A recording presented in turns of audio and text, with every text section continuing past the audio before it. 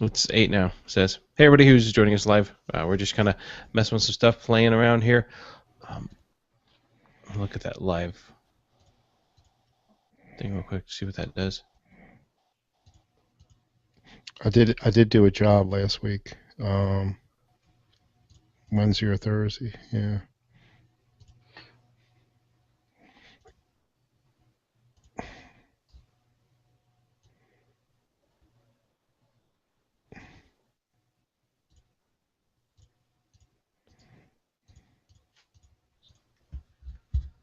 Guess I should probably mark myself away so a client doesn't try to get a hold of me, right?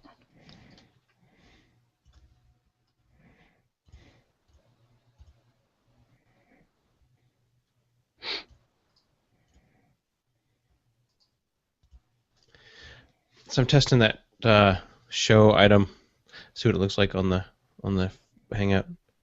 Did it work? I don't know yet. It hasn't. There's a bit of a delay.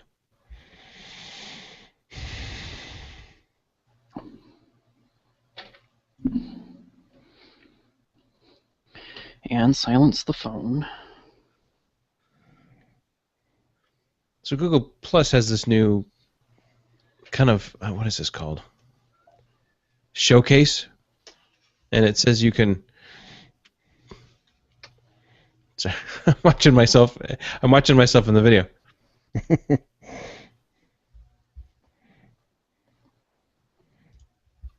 Was I supposed to hit record already?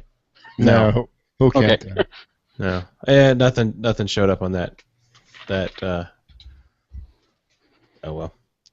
It's like, if you want me to show it when you want it up, I can put it up. Okay, I closed the screen so now it's not distracting me.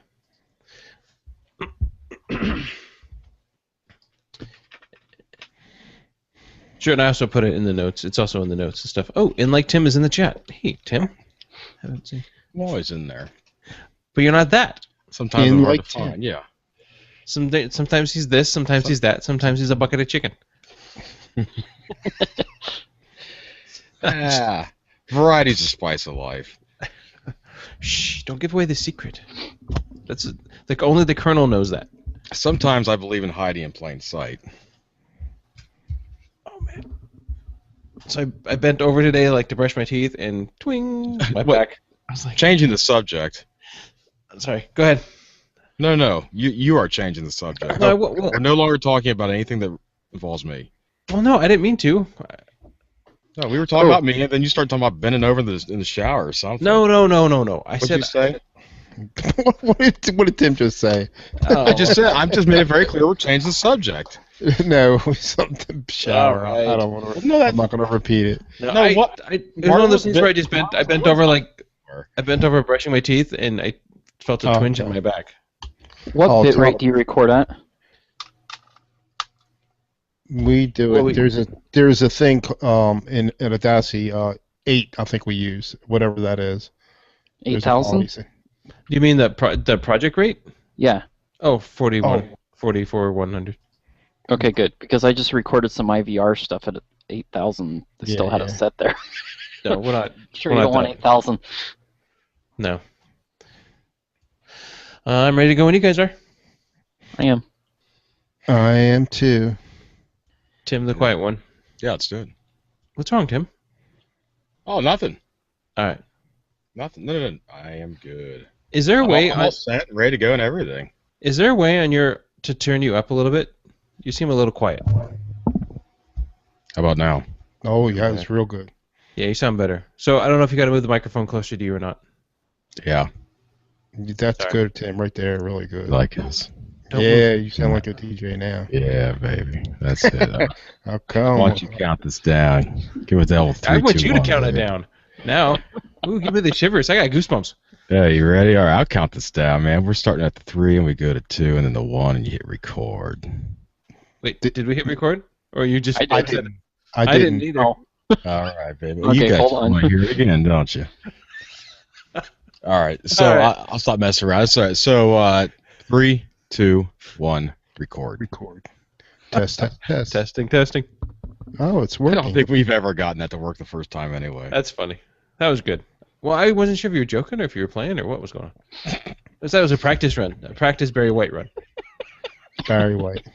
Yeah, baby. Hey, baby. All right. Oh man. Okay. I need a soundboard with that. Let's get it on. Hey, everybody. Welcome to Geeksters episode 126. We have a guest tonight, but I'm not going to tell you who quite yet. Well, you would know if you're in the chat or if you're viewing us live, but I'm going to tell you afterwards. But first, let me get to, well, first off, what is Geeksters? For the people who are first time here, Geeksters is a show where we talk about geek stuff, Linux, technology, Android phones. Man, I don't know. If it has a computer in it, I think at some point we've probably talked about it. I don't know. So, hey, Tim, how's it going? It's going well, and if we haven't talked about it yet, it's only a matter of time. It is only a matter of time. Yeah, that's right. I mean, if it's got a chip in it. Speaking of time, new watches, Pebble watches. There, we just talked about it. Okay. Crickets. Sorry. We'll come back to that. Who's next? We got my man Mitch down there. How you doing, buddy? I'm doing pretty good. I mean, my back was killing me today. It eased up somewhat. I didn't do a thing. I don't know why it was killing me today, but it's probably my age. Maybe it was too much comfy chair. No, I feel good when I'm in here. You look good. I don't see how you can't. That looks great. I know. Remember, I got the electric recliners on here. I know, and if you start falling asleep during our show, we're gonna have words. Yeah, whatever Mitch is sitting in right now, it has to end in the word pedic. I mean, it looks really comfortable. It's a lazy boy. All right. Lazy pedic? What? The lazy pedic. Yeah. All right. And our guest tonight. Sorry, did I walk all over you, Tim? No, I was the one who was talking. I like Tim's new logo up there. Oh yeah. Tim, if you can't see it and you're not in the chat or watching this video, Tim's new logo is a bucket of chicken. A bucket of Kentucky Fried Chicken. Rather famously, yeah. It's actually a filled hat, is what it is. It's a hat. I hope it's okay, too. But I've been trying different things here recently. I was waiting for somebody to notice. Oh, I've noticed. Oh, have you? Okay, all right. It's nice that you're back in the chat as in like Tim. Yeah, well, today. Who knows what that will be tomorrow. Mm-hmm. All right. And so our guest today from Mach 7 Enterprises is Tyson. Hey, Tyson. Tyson Brooks. Sorry about that. That's fine. Just in case you didn't want the people to know your last name, they now know your last name. Well, it's not like I didn't put it in my lower third anyway. Oh, well, yeah, but that's what. But see, people not listening can't see your lower third. I mean, that's true. People not watching. Anyways, I'm having one of those days, as you can tell so far. I haven't called anybody Fred yet, but that's bound to happen. Fred.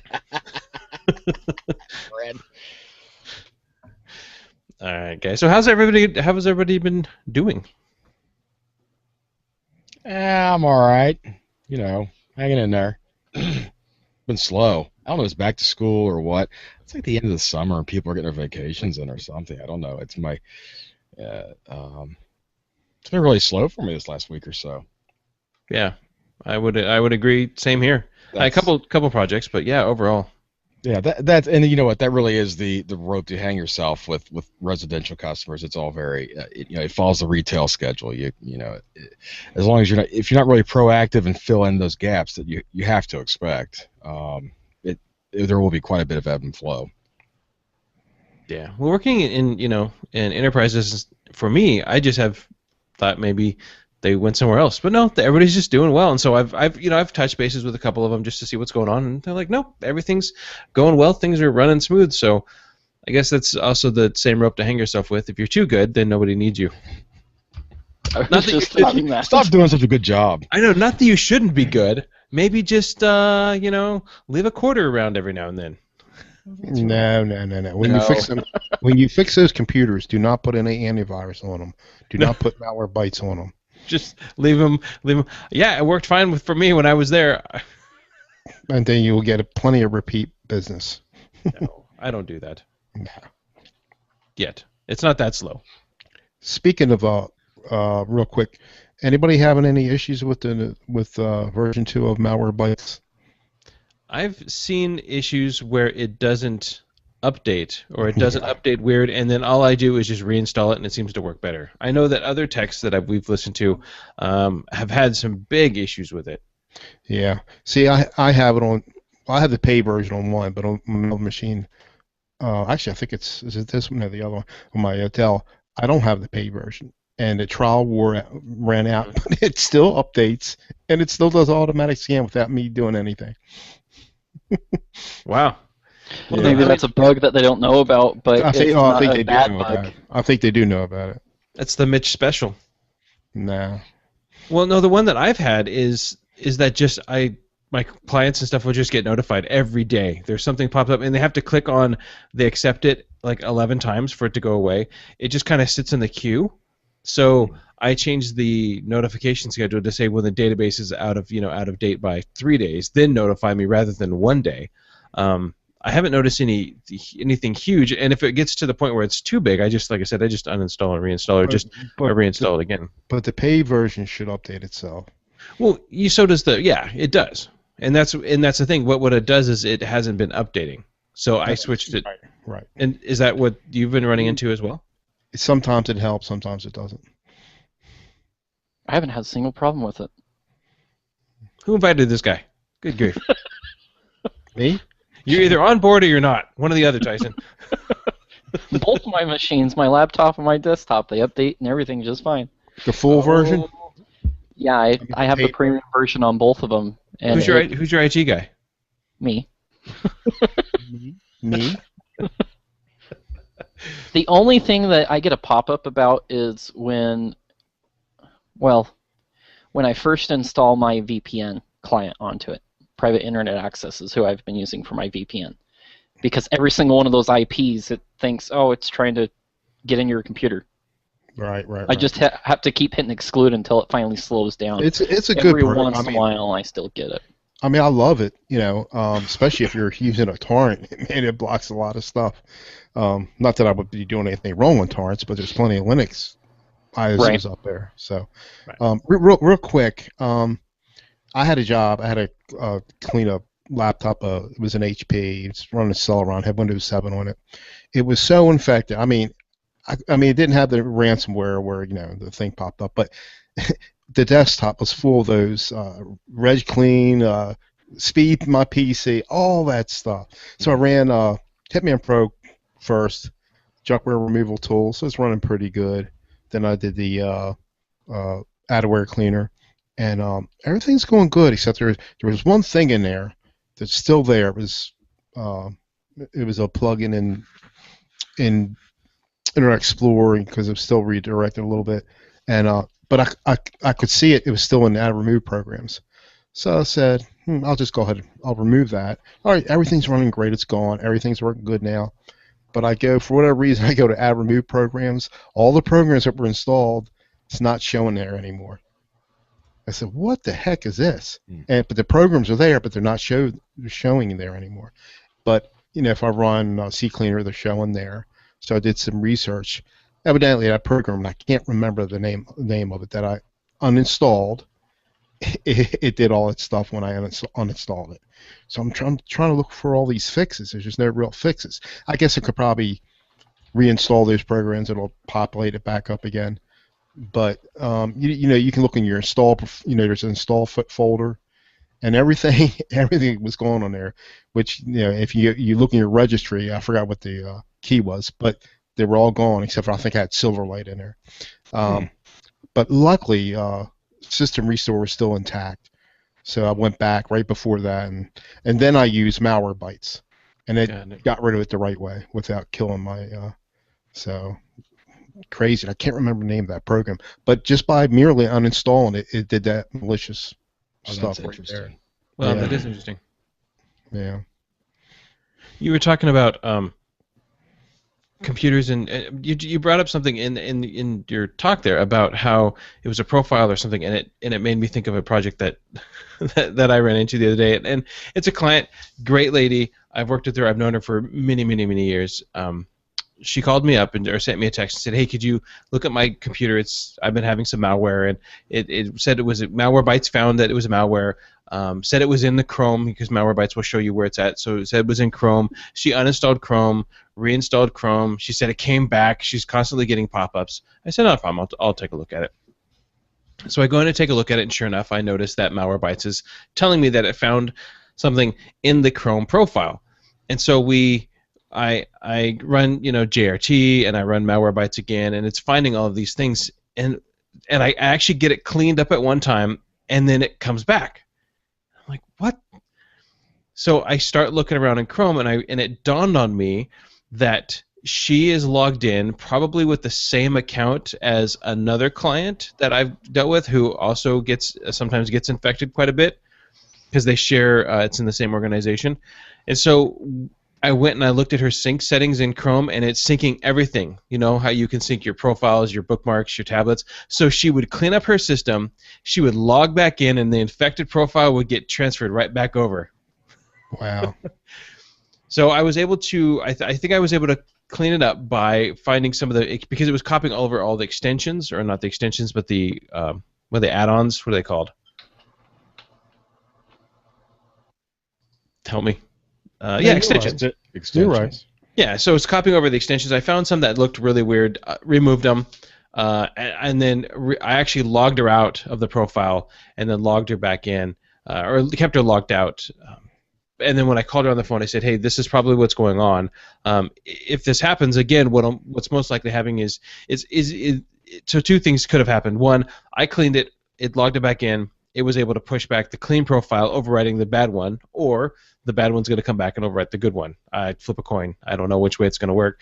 Yeah. But she logged out and then logged in as her personal one, and I told her, okay, but here's the problem we run into, is that your personal one, if you get infected, you can send it back down to your work computer, so she's going to be very careful about that. But I did some research and found it online that people were having issues with corrupted and infected profiles in Google transferring from computer to computer. Really, I've had problems too with that. But not only uninstalling it, you have to go and delete it. The install program is still there, and you have to unlock the folder, because most time it will not let you get rid of it. And a couple times I had to go in a registry to delete some things in there. But once you do all that, and reinstalled, it's fine. It's just one of those things that I had thought kind of took me a while to figure it out. But the thing is, I do sync all my 4 or 5 PCs up here with Chrome. So. Well, I sync it too. I just don't sync everything. I think I'm pretty selective. I stopped syncing bookmarks because I now use Xmarks. Oh, but you can go to the advanced sync settings. Yeah, I sync my apps, my extensions, my passwords, settings, and themes. And passwords I don't need to use because I use LastPass. And themes I probably don't need to use to sync anymore. But so you can be selective about what you synchronize, and especially extensions. If you find one, just mainly bookmarks and extensions. But yeah. I mean that is the other edge of the double-edged sword. That with all the convenience of everything syncing across devices and platforms and whatnot, is that if finding a way to exploit that, it spreads like wildfire, and it can be kind of tough to eradicate until you really figure out what you're dealing with. Anybody who is smart enough to actually selectively sync items is going to be too smart to get most of this toolbar crap and whatnot, quote unquote infections.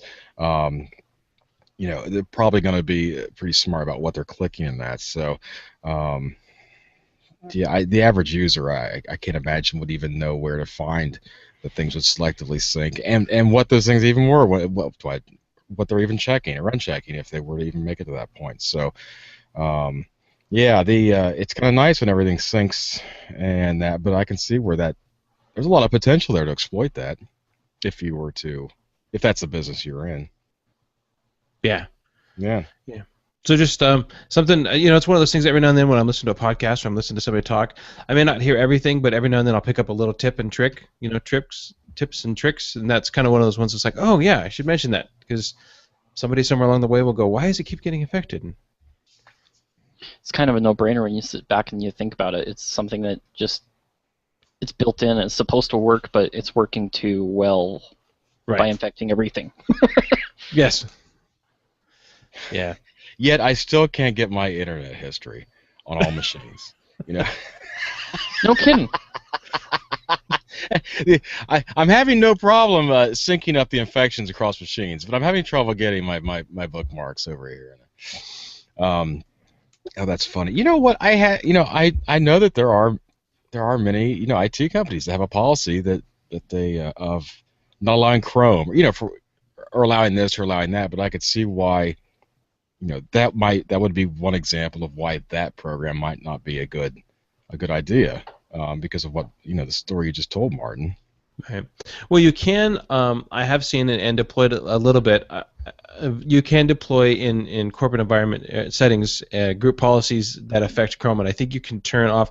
I'd have to go back and double check, so I may be just grasping at straws here. But there should be a way that you could go ahead and turn off some of the synchronization settings within group policy on Chrome itself. It's probably wise,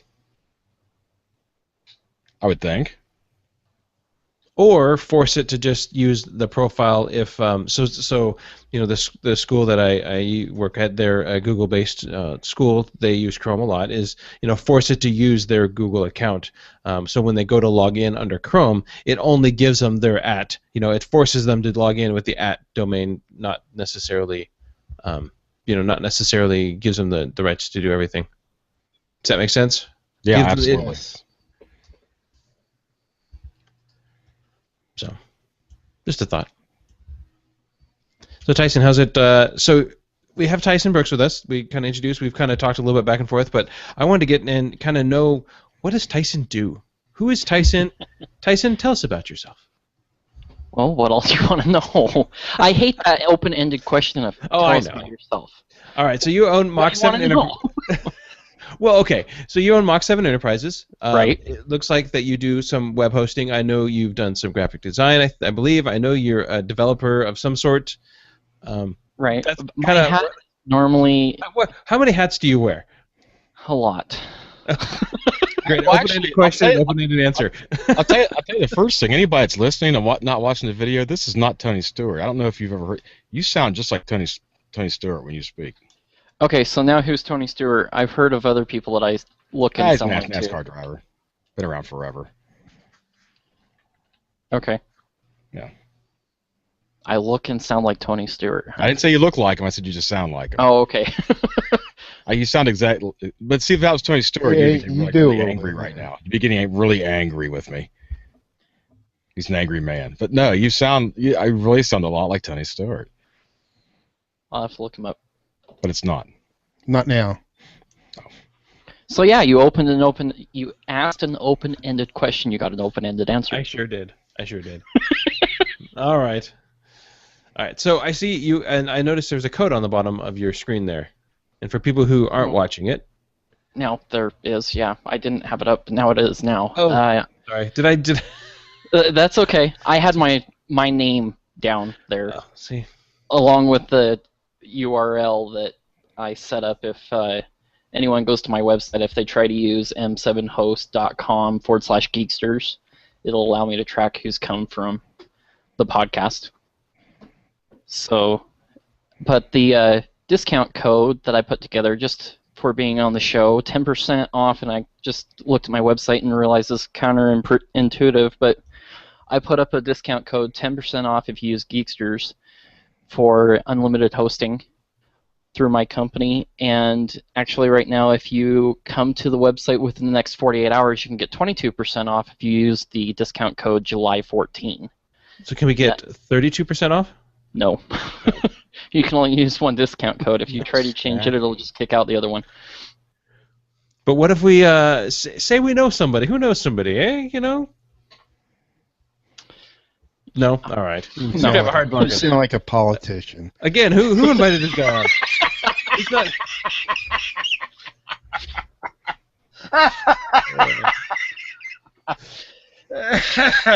Oh boy. Know somebody. Everybody knows somebody. What if we type in Tony Stewart? Yeah, you're not going to get anything. Okay. All right. Nice. So you do. You host web pages. Do you do graphic design as well and website I don't building? do so much on graphic design. I won't step out. I guess it depends on the project. I'm open to doing just about anything on a computer. Graphic design, I don't go out of my way of doing just primarily that. I normally only do the graphics for whatever site I'm designing. So I do hosting, website design. consultation between the two. So everything's listed there on the website, and there's a number of different services that I've even come up with. I have coded myself a, what do they call it, a website intrusion monitoring, where I'll scan it. Everyone already knows nothing's 100%, so I got to put that disclaimer out there. Nothing's 100%.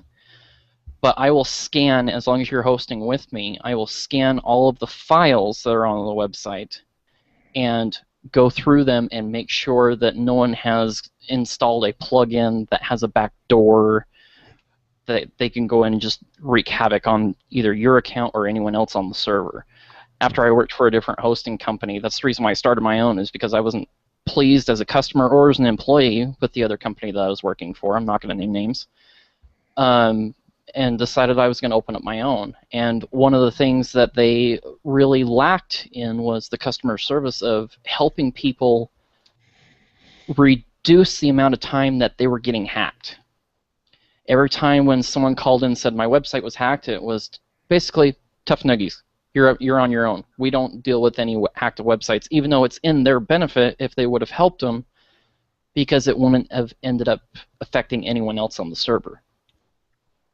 But I guess no one ever thought logically about that. So I came up with the website intrusion monitoring, where I could go out of my way if someone would pay for that service, and I can monitor their website to make sure that they don't get any infections, and if they do, I let them know about it, where it's at, allow them to take care of it, because I don't know if, some .js file, a JavaScript file, or a PHP file that they have on their server was something that they meant to have there or not.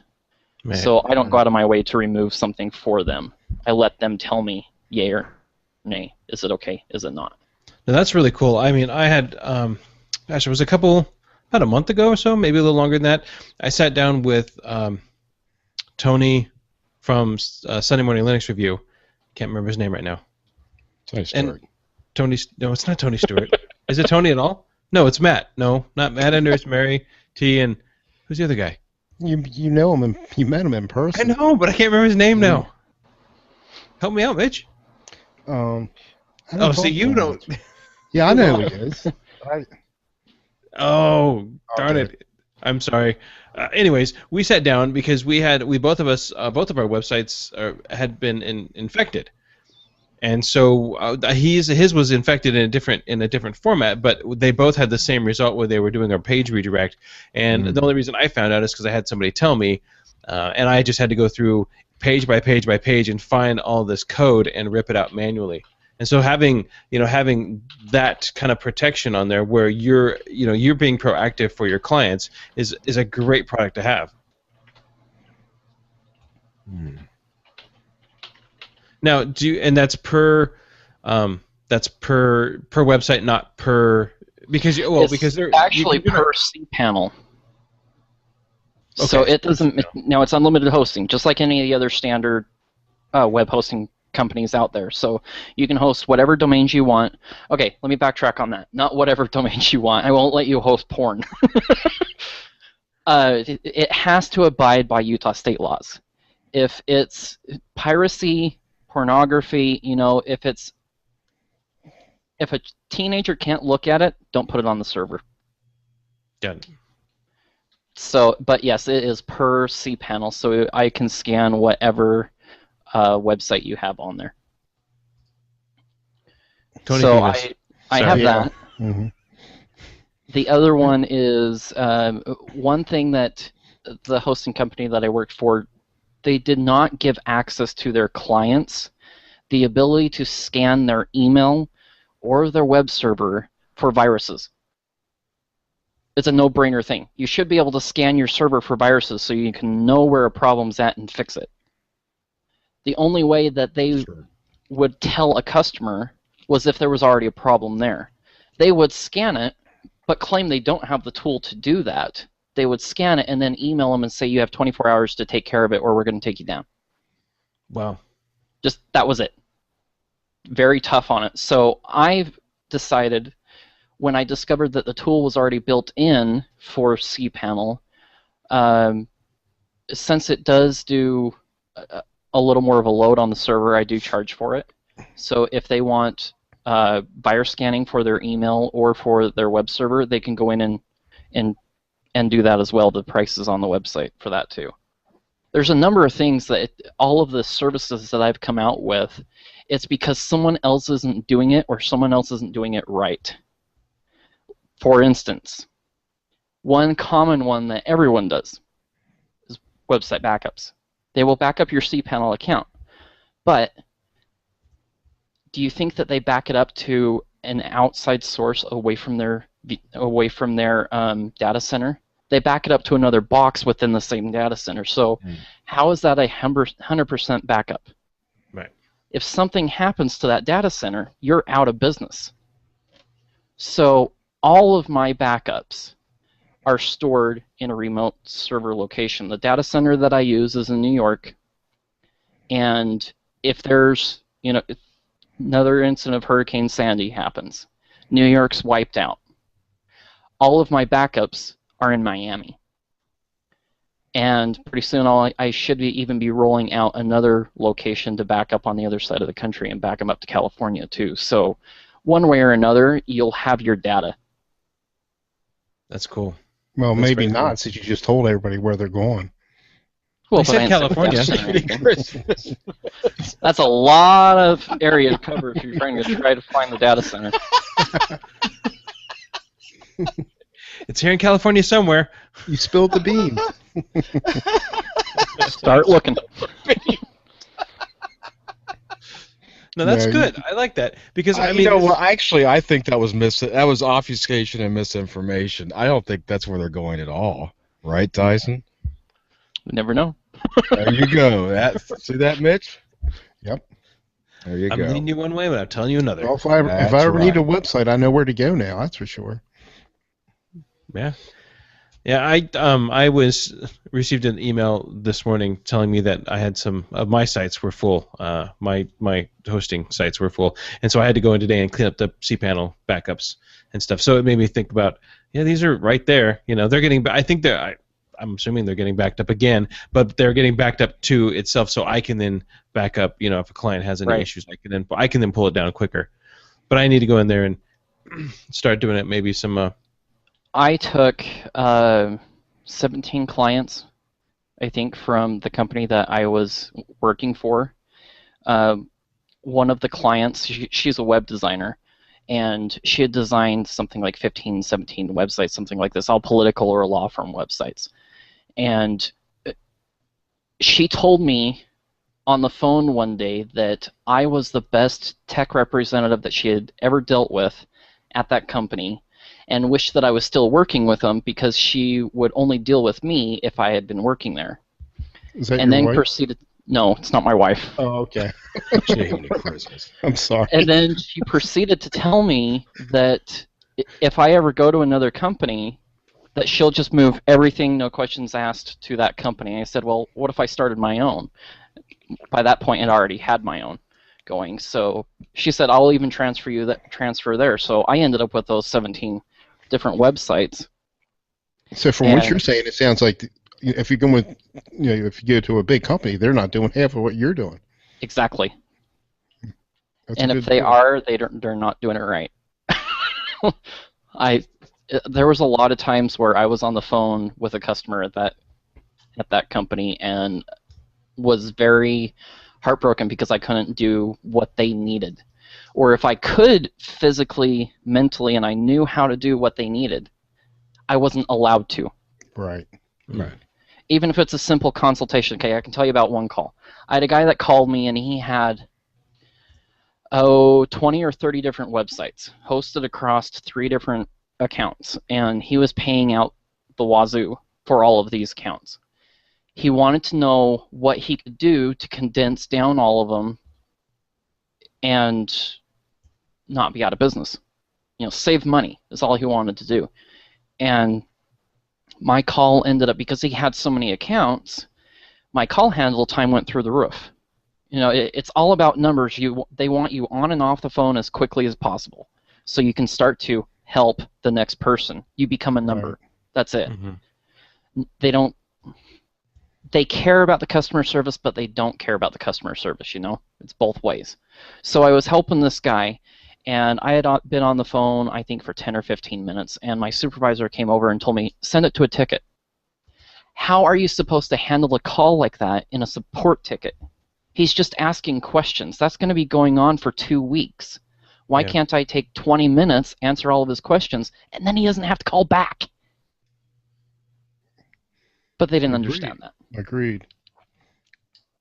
It was so I've worked in a couple of different call center locations, and the one thing that was really driven really hard was one call resolution. Make it so someone doesn't have to call back repeatedly on the same problem. So, anyway. Let me ask you another question. You did a little bit of remote support before. Right. And Ned, did you have a certain amount of time to do that? I have never done it for someone else, only for myself. Okay, I thought you worked for somebody at one time.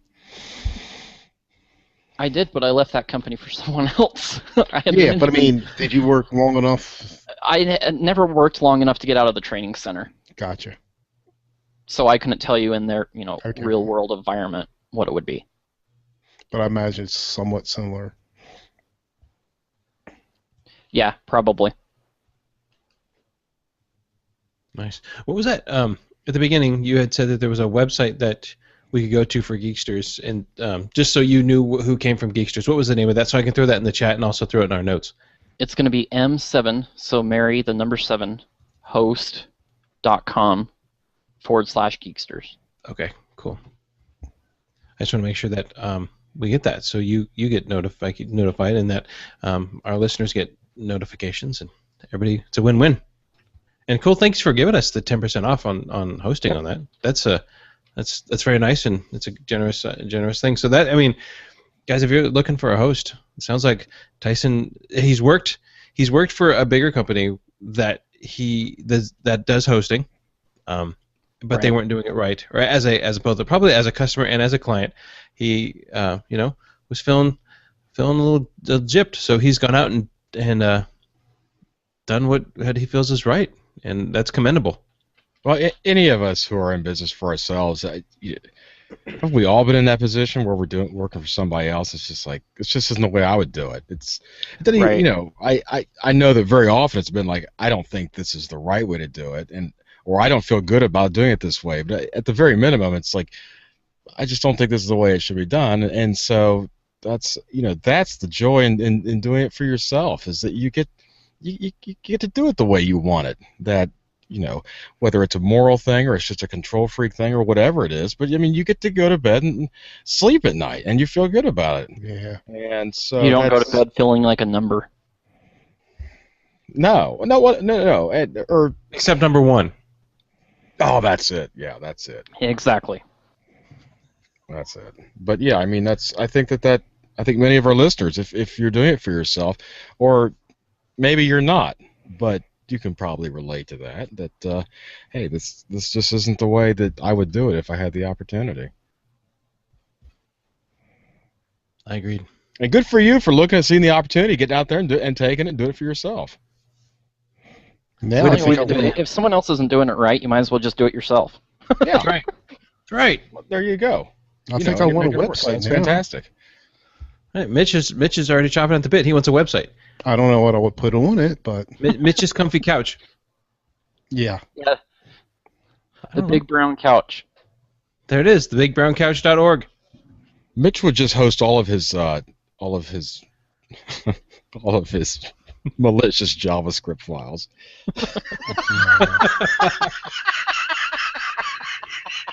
It would just be a repository for Mitch's malicious job. And then just keep opening ticket after ticket after ticket. Tyson, it's not working. Tyson, where's all my stuff going? Block. I'm kidding. I know exactly where in WHM to go and block IP addresses. That's cool. That's really cool, Tyson. I finished the HP project, kind of. So really, that ongoing saga of the HP computers loaded with the Dell operating Yes. systems with the oh my gosh. So yesterday I spent 3 hours on the phone with Microsoft. So I called up Why? because now I give the computer back to them. They have the Office key. Remember, they bought Office from Dell. They went to go install it. The key says this product's already been activated. So I call up Dell. Dell says it's an activation issue. I call up activation. I get the Windows activation, not the Office 365 activation, which is a completely separate thing. They send me around and round and round, and I finally, after 3 hours, I end up back at Windows activation. And the guy's like, yeah, that's Office 365. You're going to have to go to Office 365 activation. I'm like, wait. I've already been there, and I've gone through people after person after person. And one guy actually hung up on me. I had to call back, start over again. Oh, gosh. So what it turned out to be is basically we're going to have to buy a new operating. We're going to have to buy the Office again. But What? remember, I know, because it was never... Okay, so they bought the license through Dell. Dell doesn't do anything with activation. Microsoft says you bought it through Dell, you got to contact them or return it. They miss Dell's everyone. there with their hand out collecting the money, and that's it. We're not going to support you. We just want the money. Right, and so it was one of those things where it was HP computers, then they bought Office through Dell. I was like, what? So in the long run, it's going to work out fine because it's a nonprofit. And so I've already contacted my Microsoft rep, and they get a whole lot of stuff for very, very inexpensive, being a nonprofit, including Hosted Exchange for free. So I'm going to move them off my POP email to Hosted Exchange. They're going to get their full suite of, the full high-end Office 365 for like 75% off. So being a nonprofit. So that's something I always had to remember that I keep, wanting to remember is that if you have a client and they're in education or you have a client and they're a nonprofit, there are huge, huge discounts that they can get. And good point. Now, are a lot of your customers going to 365, Martin? Well, no. I'm working with a lot of my customers to get them Hosted Exchange, but not necessarily going with the Office 365 subscription. Most of them will just buy Office flat out. Right, because that's a like you said, a subscription where you got to pay monthly or yearly or something. You can do both. You can Right. but if they're a nonprofit, get the subscription. I mean, at $4 a person. Oh yeah, and that's the top end, high end one. So, get that, and then it comes with free, and it gets free hosting exchange. So I'm going to move them off the exchange server, and it's just, all in all, it's going to work out better. It's kind of been a pain. Unfortunately, they tried to save money. Like I said at the very beginning of this whole drama, they tried to save money and not contact me. Now they're having to pay money because they didn't contact me, because this is what I do. This is my job. This is why I support them. I think it sounds like there may have been some miscommunication. They thought that what I do, this was kind of below me. They didn't think that this wasn't within my skill set. Mm-hmm. And I said, but the guy who runs the organization, the veterinarian, has his own clinic, and I handle everything from servers to desktops to printers to So he's like, oh, I didn't know that. So I think a lot of it was just miscommunication, assumptions, and. Did you have to? You didn't have to reinstall any operating systems, did you? Yeah, you did that too. Yeah, that was so last week, the day of Geeksters, my wife was on her way down to California to deliver those computers to them after I reloaded the operating system. Because they came with the Dell OEM. Yeah. Okay. Yeah, it was just it was a big mess. Like I said, it's all going to get squared away. Unfortunately, it costs money to get everything done. It costs my time. It's going to cost time to get everything situated. But my reseller's already. Just as the show started, I got an email from him letting me know the reseller key or the reseller code for him, and then we get a free 30 days trial. So we'll be able to uninstall what they have, reinstall this new stuff, and then move forward with an ongoing payment of whatever they want to choose to continue on with this. Sound like a big job. Yeah, but I'm glad that it's coming to an end. I'm glad that things are going to be resolved. It didn't get resolved perfectly. I mean, perfectly would have been put the key code in, everything works fine. But I think it's going to be better because they're going to be, in the long run, they're going to save themselves a whole lot of money. Good job. So, have you guys been having any issues with Security Essentials? None. None. No. Here's what I've been finding, and it's not that I'm not feeling that it's doing the best job. And there's two instances that this has happened on where I had a client who was using it's my monitoring service, so just monitoring, not antivirus, and I use the GFI, and I'm not. In the past, I've never been a big fan of Viper, and that's what GFI uses. Originally, they were by themselves, and then they were bought out by Computer Associates, and then now GFI owns them. And so I've never been a huge fan of them, but it works. It's not great, but it works. So I had a company who was using just managed services, and all they were doing was just monitoring. So I could just monitor, not antivirus at all. I said, hey, you guys want to move over to antivirus? A little bit extra money a month. We can be a little more proactive. They are a bit remote, so that'll help out with that. And they said, yeah, let's do that. So I did that, ran a scan, and instantly I was able to find 4 items on a computer that Microsoft Security Essentials never found. Okay. Well, they don't. I mean, if you ever see any reviews, Security Essentials is way down the barrel. I mean, it's. Well, but I not think the every best. but every antivirus we've talked about has kind of dipped and it's ebbed and flowed the whole time, you know. So and then my mother-in-law was having huge issues with her computer, and I know why she was having huge issues. She likes to play flash-based games, and so it just gets clicked and installed, and Right. and I would go and I clean it out. Malwarebytes, Security Essentials, everything would be fine. I'd be clean. And then I was talking to my wife over the weekend because she called me up when she was with her mom and said, hey, the computer's running slow again. Could you log in and fix it?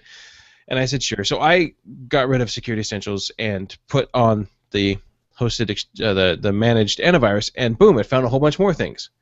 So I'm not going to not send out Security Essentials or have clients use it if they want to use it. I'm just finding that maybe this one's working right now, in July of 2014. I'm finding that this product is working much better for me, and I was just curious if anybody else has ever had that, has come across that issue. Would you say Viper's working better for you now? Right now, but the problem is Right. that I know from past and history has a tendency to repeat itself. I know that in the future something else was going to be better. But Viper always, from what I always read, I've never used it, but it's always got pretty good reviews.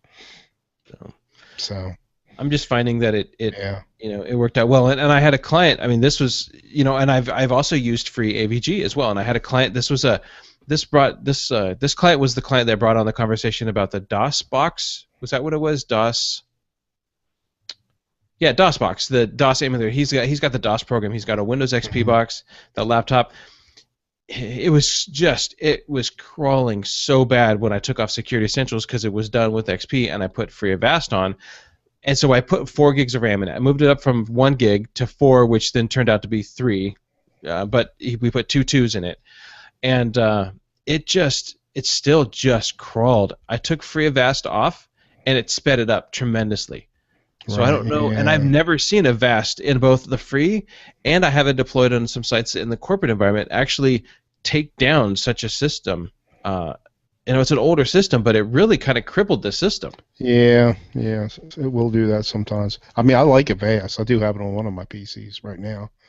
And did you know you can do remote access with Avast too? Mm-hmm. Really? Yeah. Really? Really? I didn't know that. Yeah, I don't. I assume it's in I think it's in a free version too. Yeah. Remote assistance? Yeah. Brian, and I didn't know it, but Brian did a video on it last week. Brightech 09. Yeah, Aussie bloke in the chat is talking about Sophos, and I love Sophos. I have used Sophos in a corporate environment for many, many years, and they just got to be a little expensive. Is the reason that I kind of stepped away from them. I did try their cloud package, and that is not what I expected at all. I was looking for just a managed antivirus in the cloud, whether it's something like you can do with you need an application, but GFI or Avast, that was the one we were just thinking of. But the cloud one for Chrome, it's per user. So if you have all of these different users on one machine, it doesn't work out very well. But that's just their cloud-based one. They may have changed that policy, but I actually bought it and then had to get a refund because it didn't work out the way that we expected it. But um, their corporate, the Sophos corporate one that gets installed on a local server, I used that for like 7 years and had no issues with it and was very pleased with it. It's just the pricing on that was a little high out of some of my clients' range. Well, I'm going to address the whole, Viper versus Security Essentials. I mean, we kind of kicked all this off with it. I'll take it at face value and say, hey, maybe it's just not the product that it was, and right now that the other, maybe it's inferior to all others, or maybe Viper is just running a whole lot better than everything else. But I mean, who knows? I mean, unless you investigate it further than that, I can't really. I can only draw upon my own experience and history that I'd never had a problem with Viper, but like you were saying, but my experience is just over the last couple of years, and I've always felt that it was very, very, very good. The Security Essentials. I don't know what exactly kinds of things did Viper find that Security Essentials was leaving let go. I mean, you run one product, it's always going to find just little bits of stuff. Are you saying it found actual active things that were in process? Yeah, well, it would have found was some stuff in the temp directory, some executables in the temp directory, and then also some executables in the download folder that had been downloaded. And it wasn't conduit search bar. It was actually stuff that they had named some, whatever the virus name. I'd have to go back and look at it, but it wasn't just, oh, okay, that's just finding something small where this isn't. It was actual legitimate stuff that I was kind of surprised that after running a full scan with Security Essentials, it didn't find these things. Yeah. Okay, and so you did run, and that was my next question, was that if the currently installed resident scanner, if it's just doing its day to day, I could see where maybe it might miss things that aren't actually up and running. Whereas if you run a full scan with something brand new, it's going to actually really pick it over. But you're saying you did run a full scan with both. That's very interesting. Yeah, that's curious. Well, I don't know. The whole thing, like I said, it ebbs and flows. I have not had a problem with the Security Essentials, and the fact that my phone has been so quiet, I got to say that things seem to. It's not caused a major crisis, because I know many of my customers do run it. So I would definitely expect to have gotten some kind of call if there was a major issue. Right. But that's not. But who knows? Maybe not. Maybe there is something going on out there. But if Viper did find something and Security Essentials didn't, what the bottom line is: one's a paid program, the other isn't. Right. And the price that I use to give my clients for this monitoring service is actually fairly reasonable, and we go from there. Right. So Right. We talked briefly about Avast, and I mentioned that I use Avast, and we have a school that uses Avast. Avast is another one of those programs where if you're in education, you actually get Avast, the full corporate top-end notch Avast, for free. Nice. So anybody in a corporate or anybody in an educational environment who wants to use Avast or is looking for a antivirus, a managed corporate level antivirus, check out Avast. Give them a call because they do provide it for free in education settings. That's really cool. I'm sitting here looking at their website right now with everything that it's included. That's perfect for a school. Yeah, you do run it locally, but it doesn't take that much. It has a console in house, but it's not very big. I get notices. I get weekly or nightly notices from the clients. So that's been that's kind of what happened with me this week. I mean, that's good stuff. Hog everything, but it was kind of a mishmash. It wasn't anything big. I got computer deployments keep getting pushed back, and I'll be doing some other stuff that's coming up this week. But I have jury duty possibly on Thursday, so I'm kind of trying to schedule things around Thursday, and then if jury duty if the jury duty falls through, then now I've got a day off, I think. Oh yeah, nice. But go anyway. Just go sit and cry. I've gotten really, really close. I've gotten picked. Sat, and then they ask you, right away, who does this, where does this, and but it was a trial where an inmate, the town that I lived at was there was a federal state penitentiary real close, so an inmate had stabbed a correctional officer, and they asked me what I did, what my job was, and then where my parents worked. When my parents worked at the institution, they're like, "Well, have a nice day. Thanks for coming out."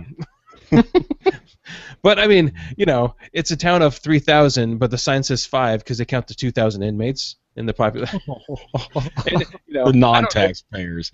Right. So it's one of those things where I don't know if they ever could get a biased jury just because of a majority of the people. The town exploded because the prison came in. So, but so I've Just never walk in and say, criminals are guilty. They're always guilty, and cops are always right. They'll say, "See ya."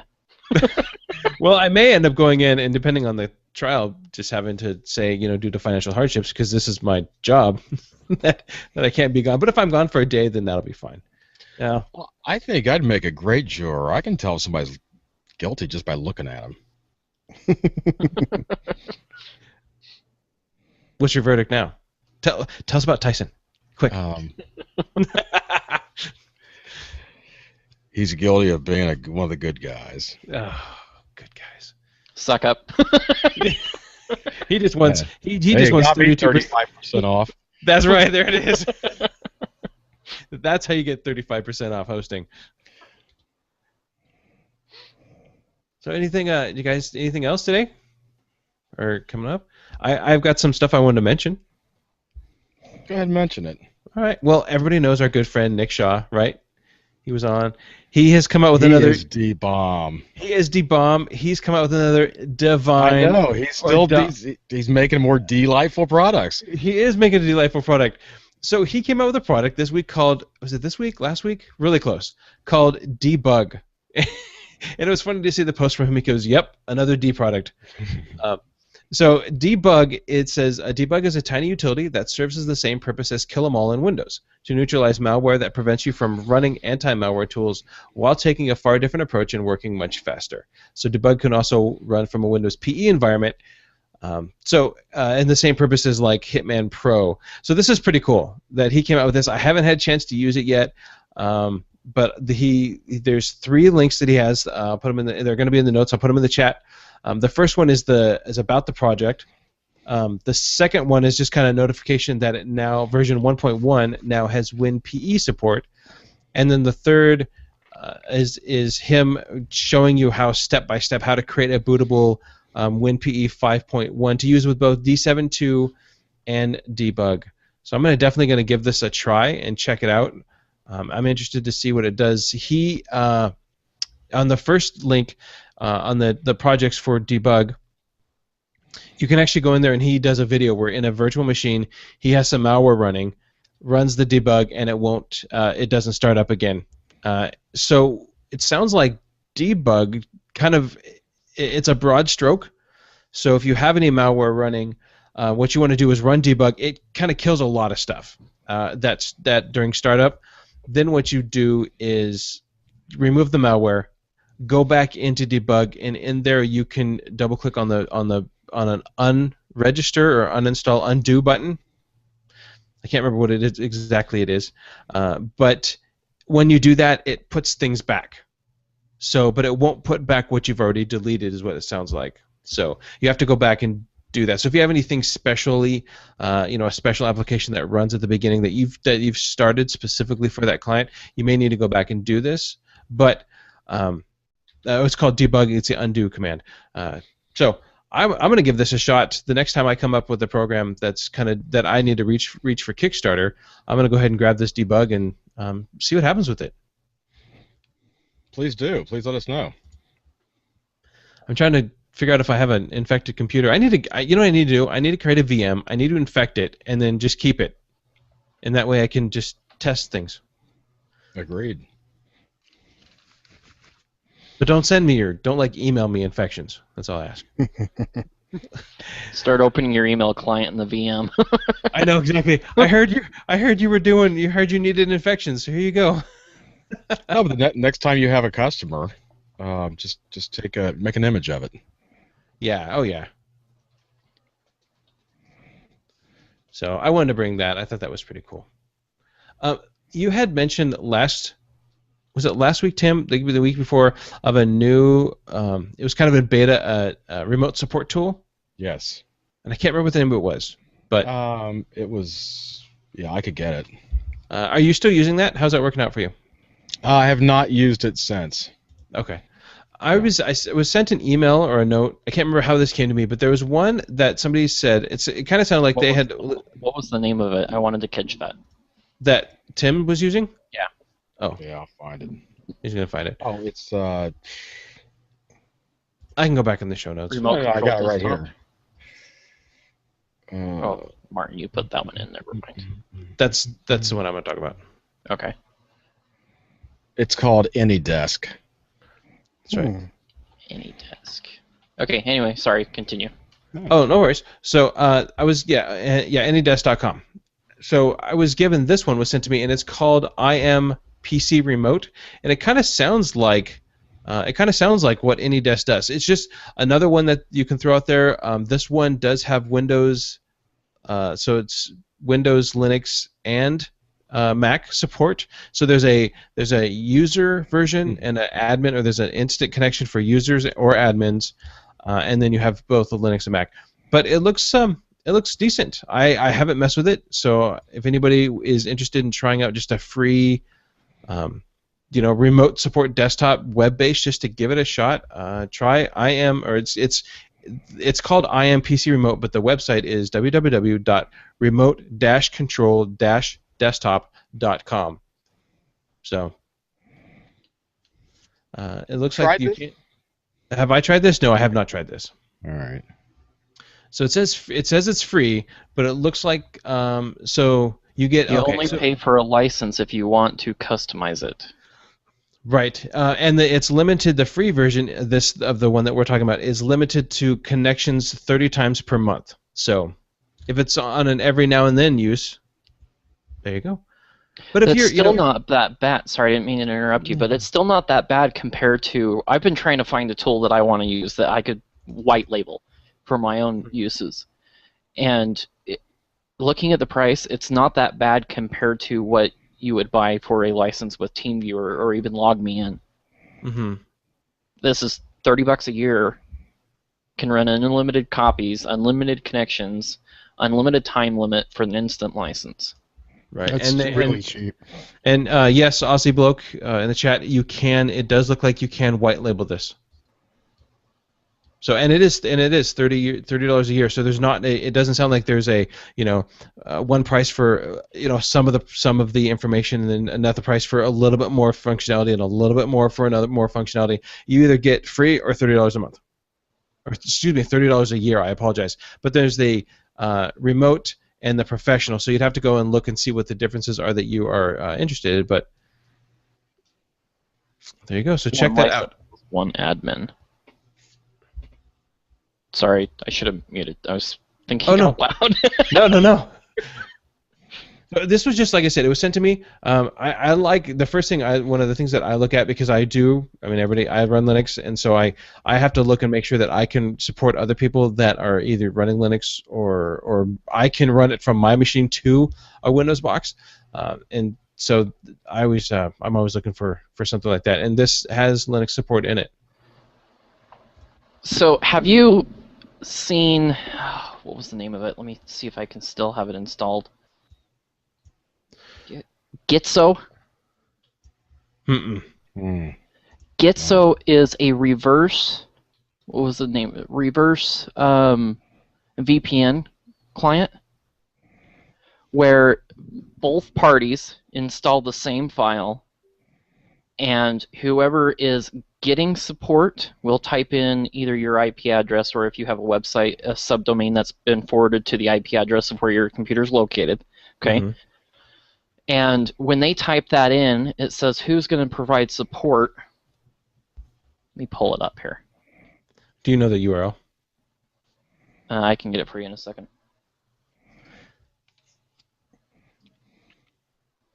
So here's the program right here.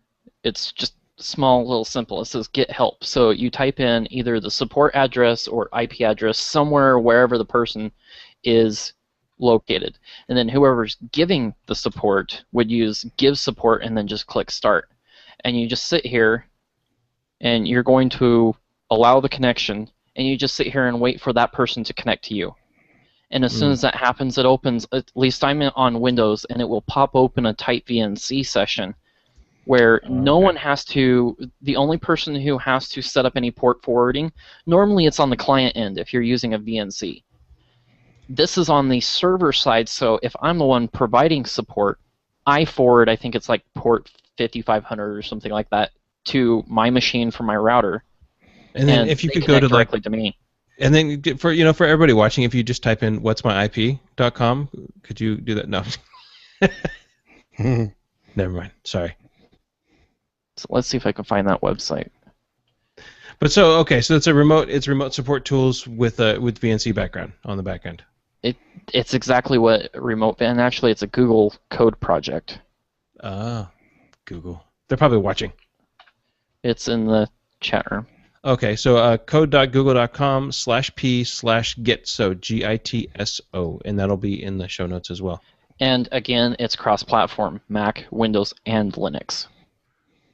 Actually, I have Fedora or OpenSUSE or whatever, however you say it. I have seen this now that I look at this webpage. I went searching for another tool that I could white label that I didn't have to pay $800 a year for one person to use it 5 different times and have my company logo on it. I didn't think it was worth, that's what TeamViewer's price is $750 for the year or whatever it is. I didn't want to have to fork out that type of a cash, so. Yeah, it's pretty spendy. And Gitso was free, and it didn't have any other companies' logo on it except for right in the title bar of running the program. Yeah. Have you No, I like that. It's very simple and easy to use. Do you guys ever use a when you're transferring data from computer to computer, and I brought this, it reminded me of this because I had to copy a lot of data from these HPs that I just worked on over to just an external device and then copy them back when they were done. I run into that issue where every now and then I walk away thinking I'm going to just let it run, and I come back and it's stopped because it wants me to approve a long name. Right. Have you seen that? So I came across this application on GetHacks called, what is it called? It's just called Long Path Fixer. And apparently you just run it and it will go through and it will find everything that has a long path and it gives you a chance to shorten it or rename it or do a whole bunch of stuff with it. So it's a portable program. I apologize. So yeah, Long Path Fixer. I thought so. Next time I run across that, I may run this. Maybe this is one of those things we have a thumb drive that we walk around with, or tips, tools on stuff. But Long Path Fixer. That's actually really, really interesting. I know that when I usually get into that is where I'll do data recovery in a Linux environment, and I'm just like copy, and then I get to Windows and I need to like copy it back or something, and then it's like, oh, sorry, it's too long. And it's like, come on, that's not a real reason, right? But it is, and so that right there, that's I'm assuming that's like when you're in a Windows environment, you can use that application to fix this. Is that right? That's what it looks like. Is it the path is too long or the file name is too long? Well, that's what I was looking at. Because there used to be a limitation at one time. Right, because I've come into, it says the path length of Windows is 260 characters because there used to be a hard set of the length of a file, but the path is now 260 characters. So a lot of times you'll get a user will have folders and then subfolders and then subfolders and then subfolders and then subfolders, and then they'll end up with and then they end up with, this is the favorite MP3 that I've never heard in my life, and I love it so much I can listen to everyday.mp3. And you're like, seriously? I can't copy that MP3 because you're 12 folders deep and you have a 56 character name. If I have to, I guess. So this may be one of those things to take a look at that, and you can find that. So hey, Tyson, you should run this on your. I actually ran into that the other day when you helped. Well, you weren't helping me with this part, but we were when we were on before, I was setting up, what's the name of the backup thing again? Oh, Crash Plan. Yeah, Crash Plan. I was setting up Crash Plan, and I decided, well, I'm going to reorganize all of my data that's on my hard drives. So I dumped everything back to my terabyte hard drive just to back everything up as it existed right then. And that was just manually moving everything over. And there was a number of times where I got that message of, this path is too long, this path is too long, just skip, whatever. I don't care. Right. It would have been nice to know about this. Yeah. Waited. Well, now you brought it up though. So let's talk about that, because I wanted. That's one of the things that pain came in the up. butt deal. Yeah. So tell us, give us the history on what was going on. Okay, so we have a number of devices in the house that are Wi-Fi enabled. My laptop, my wife's laptop, our tablets, our phones, and then we've got 2 smart TVs, one of which is also wireless. She came to me the other day and was complaining that it was buffering all the time, and I just figured, oh, it's Comcast being Comcast. And well, come to find out, it was a router issue. It was a Wi-Fi problem, and there were a number of different ideas that we had come up with, and one of which. But before that, you I don't mean to interrupt you, but you live in an area where there are a lot of wireless access points around you. Yeah, should we pull up that picture too, so at least the video people can see it?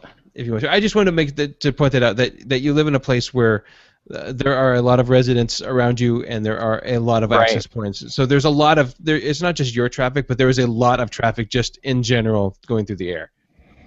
So let's see. There was something like 12 or 20 different networks that were going on around here, and all of them broadcasting completely across the spectrum. Between channel 1 and 11. So everyone's making the suggestion of, well, just use channel 11. Well, I can't, because there's 5 other people that are right here in my building that are also doing the same thing. So it wasn't going to work for me. And we did all of that. We did all of that troubleshooting, and then finally decided, since I'm using a Comcast router, the all-in-one, let's look at the settings within it and find out what's going on there. And on you got what the problem was, but so on the program that I was using on my phone, we could see all of the different Wi-Fi SSIDs that were being if broadcast. you were watching some of the earlier Geeksters, you would have known this. Oh boy. One of them was the Xfinity Wi-Fi. Right. And so Martin gave me the idea of calling Comcast and seeing if we can just disable that. He did some research on the computer and found out that, at least according to one of the forums that he found, I should be able to sign into my Comcast account and just disable that part of the SSID. But they've removed that. They removed that. It is now the same radio Wi-Fi antenna as your SSID that you set up. Right. So you can't go into your Comcast account and disable that. So you have to call them and say, I want the Xfinity Wi-Fi shut down. I thought, and I think Martin was having the same assumption as well, when you make the phone call and tell them you want that part of your router turned off, they would only shut off their portion. No, it turns off the Wi-Fi for everything. Unbelievable. So your router becomes now just a router, not a Wi-Fi access point. So the way we had to fix it, and I think for at least my situation, this was the best, because there's a certain area within our apartment, even though it's 1,300 square feet. On the other side of the apartment, that's where we have the slowest connectivity, at least with this Wi-Fi router, with the Comcast router. So I already have a Cat5 cable going into the front room. So I put a router on that side, and he helped me walk through how to set up a secondary router just as an access point, not acting as the CP. A wireless router. Yeah, and we just put a dead wireless router sitting out there that's I have 2 separate access points. They're not routers, just plain, and you just plug and play. Yeah. I mean, there's some settings in there. Believe it or not, I'm on one right now. And I got one of those USB adapters, TP-Link, and this is the only one where I can get the 300. 300 gigabits thing. Right. And it's really a strong. Of course, it's like I can almost reach the access point from here. So yeah. So that was the issue that I had this week, and Martin helped me get through that. That's terrible that Comcast does that. Now, my neighbor, they switched from DSL. They got Comcast because I can see it on my if I look in my wireless connections around here, uh, there it is, Xfinity Wi-Fi. But one of the things I wanted to bring up was that the fact that it's not a separate, at least for Tyson, it wasn't a separate antenna. That when they turned off the Xfinity, so they turned off. Tyson called him up, and so they can, he can request to have that great feature disabled, so everybody else is, because what was happening was Tyson was dropping. His internet was so unstable, and it was dropping all the time. I said, well, let's have him just turn off the Xfinity. Maybe you're just getting hammered by all these other people. Soon as they Here's turned it the off, chart. his wireless went down. So yeah, they were broadcasting the Xfinity Wi-Fi. Mine's the Mach 7 OF or Mach 7 Office, and these are a little different networks that are within the area. So what you're saying is you can't, you got to turn off one or the. You can't turn off one or the other. You have to turn off both. Right. So if you have Comcast and you know that and you look in your router settings and you see that it is broadcasting, it's enabled for the Xfinity free Wi-Fi. Make sure that before you call them, make sure you have at least another access point, because something to provide wireless. Because if they shut that down, now you're just going to have a router. You're not going to have any wireless. Exactly. So make sure you have something else that's going to act as a secondary wireless. The benefit, of course, is that you get your wireless back from what I hear from Tyson, if I remember correctly. Things are stable. There's some issue with the device itself, but overall the connectivity and the buffering has been resolved. Yeah, we went to this Comcast router because we were having issues with our original router, and I thought this would solve all the problems. We didn't have the money to go out and dump, $150, $200 on a really nice router for our area, and I figured, well, I'm already paying this $7 a month. Why don't I get an all-in-one, and then I can get a new router right here?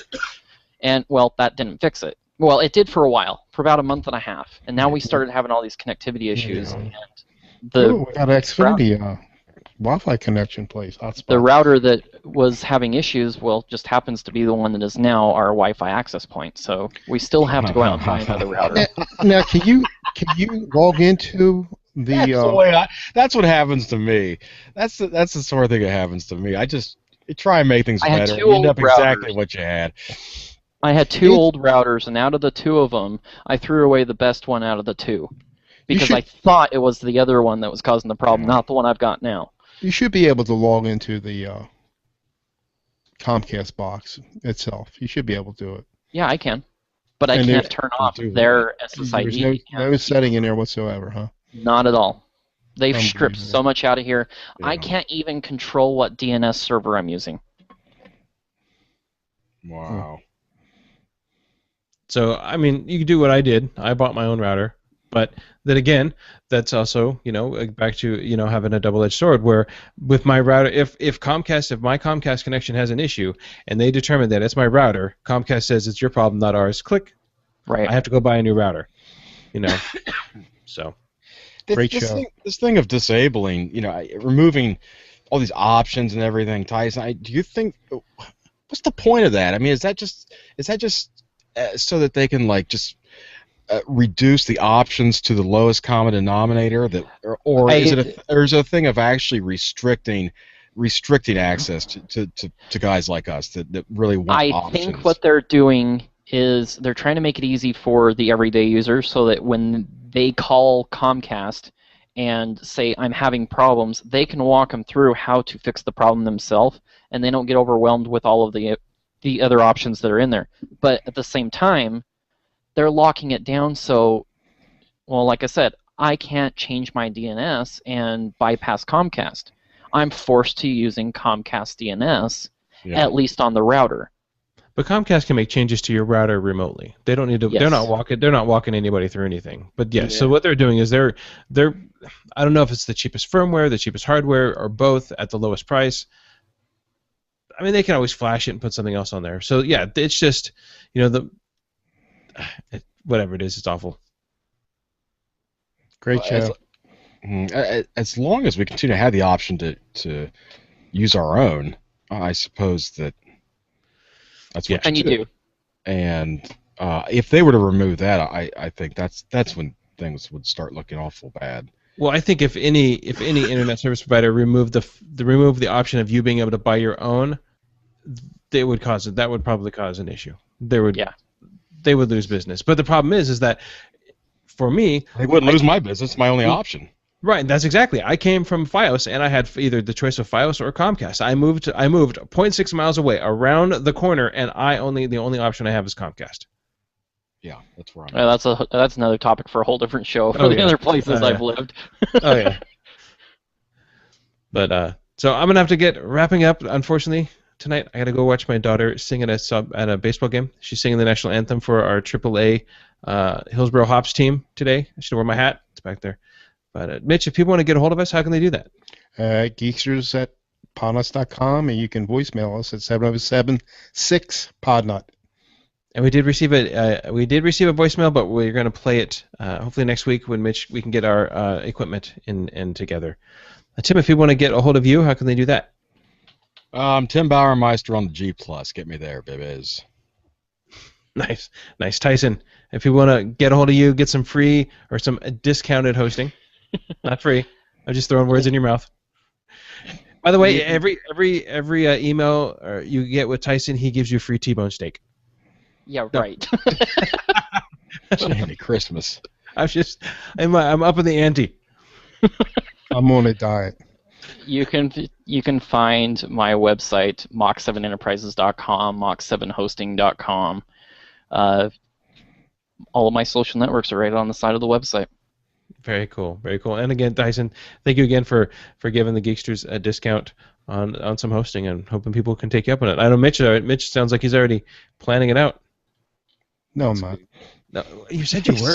Wait till after the show. Good grief. Thanks. Just because I'm not going to give him T-bone steak, that's why he's not going to do it. I have no interest in a website whatsoever. All right. So Way to sell it. That's right. Good job, Mitch. Thanks. I'm going to buy a website that says I have no interest in a website whatsoever.org. Yeah, I used to know someone who had the domain of allthegoodonessaretAken.com. Very nice. I had MTV, but then I sold it for really cheap. No, I didn't have MTV. Anyways, I'm digressing. If you want to get a hold of me, then get Martin at obandocomputing.com. I'm changing it up in the chat room. Today was just Obando Computing. Thought Maskill was a little non-descriptive, so working on getting all that. Nobody knows who I am. But Martin Obando in there. M Obando in the Google+. And you can get a hold of me at Geeksters. Thanks, guys, for coming out. Tyson, thanks for being a guest and coming out and hanging out with us tonight. No problem. All right, guys. Have a great time. Bye-bye.